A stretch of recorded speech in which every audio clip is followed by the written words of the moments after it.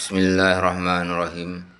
Tentang kalimat thayyibah dari Abdurrahman bin Yazid rahimahullah, yang menceritakan berapa orang telah bercerita di depan Abdullah Nuhu tentang para sahabat Muhammad SAW dan keimanan mereka.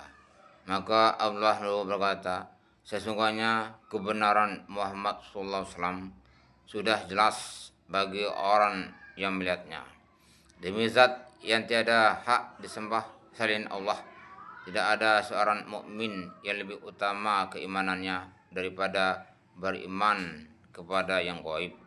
Kemudian Abdullah membaca Alif Lam Mim, Zalikal kitabul la raiba fih, hingga yu'minu nabil ghaib.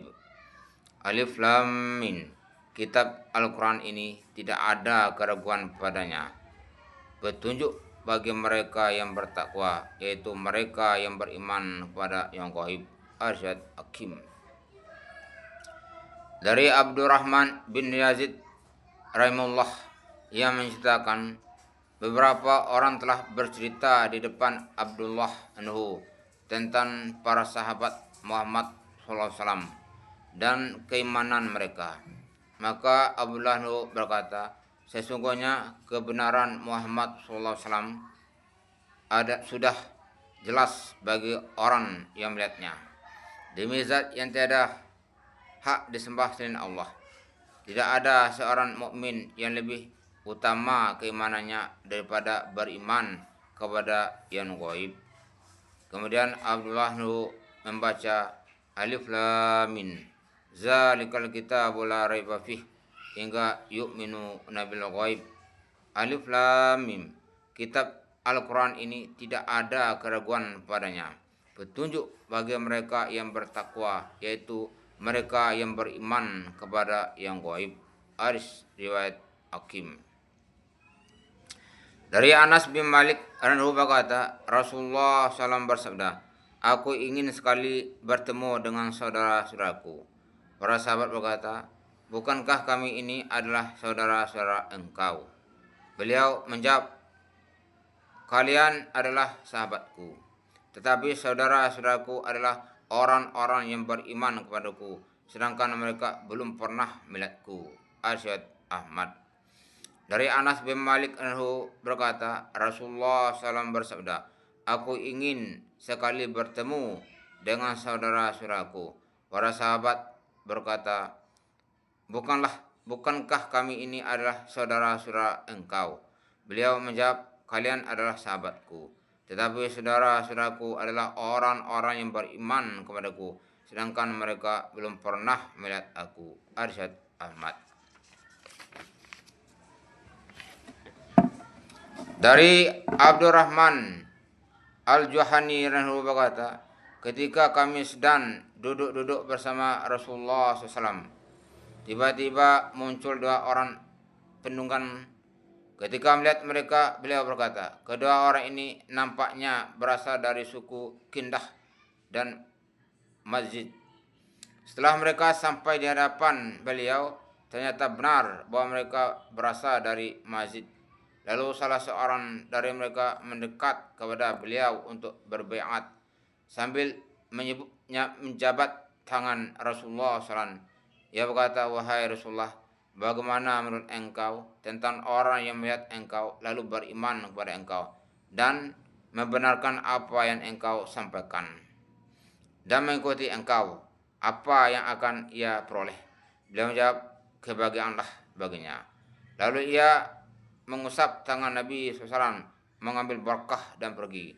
Kemudian yang lain maju dan memegang tangan Nabi SAW untuk berbaiat.